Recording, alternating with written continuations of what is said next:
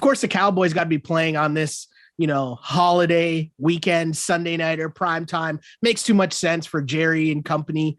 But at 10.5-point favorites, we just saw this game, the Cowboys against the Washington football team.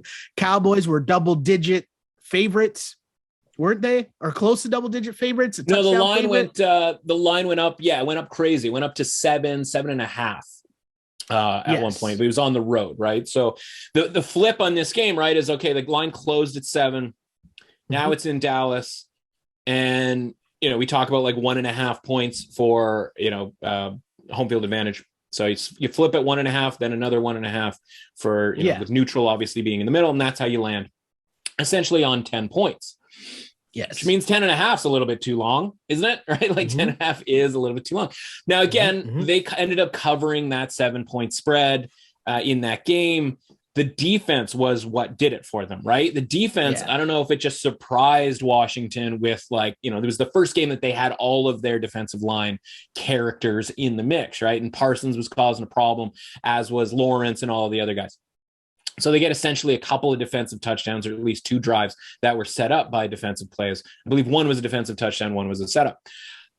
I mean, can you rely on that if you're the Cowboys again, right? And again, we need to know Washington ravaged last week, and they had Garrett Gilbert out there, and he was serviceable at the time, but Taylor Heinicke is going to be back. And listen, you could say Taylor Heinicke was the worst part about the Washington football team against the Cowboys a couple of weeks ago. But I'm expecting better effort out of him, right? I'm expecting a better game out of Heinicke in this one.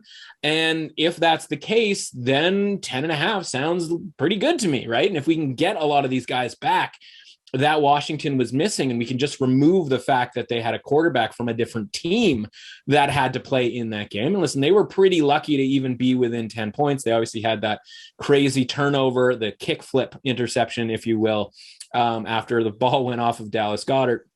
And then, of course, another Hurts fumble to get a field goal. So those 10 points early on were kind of bonus 10 points. They probably should have got blown out by the Eagles a little bit harsher than that. And I think that's what the sort of idea is with making the Cowboys 10.5-point favorites. I'm just not there right now with this Cowboys offense. It's just ugly. And maybe they were settling for all those field goals against the Giants because they knew the Giants couldn't beat them as long as they put any points on the board. This is still Mike McCarthy making decisions, right? I don't want that in my life. And I don't want to have to cover 11 points here, because even point spreads against the Falcons and some of these other drag teams, they were under 10. Remember that? I mean, the last time the Cowboys were favored by 10 points was against the Broncos, and the Broncos blew them out. Right? Why would I ever want to take or give up the 10.5 points here with the Cowboys?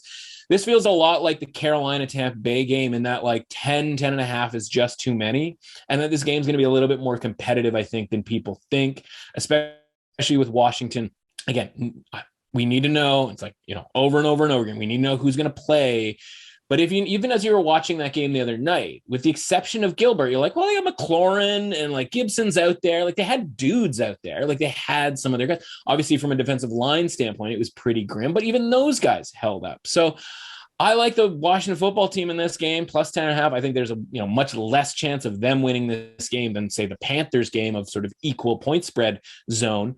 Give me Washington football team here. Again, we're hoping they get their guys back. Listen, all of those guys from very early on a week ago were in the protocols. So a lot of those guys should test out, if not all of them. So if that's the case here, I think 10.5 is a steal. I would bet that right now, because I don't think it can get any worse for the Washington football team. So we're not going to get a higher number, I don't think. So grab the 10.5 now and hope we get good news.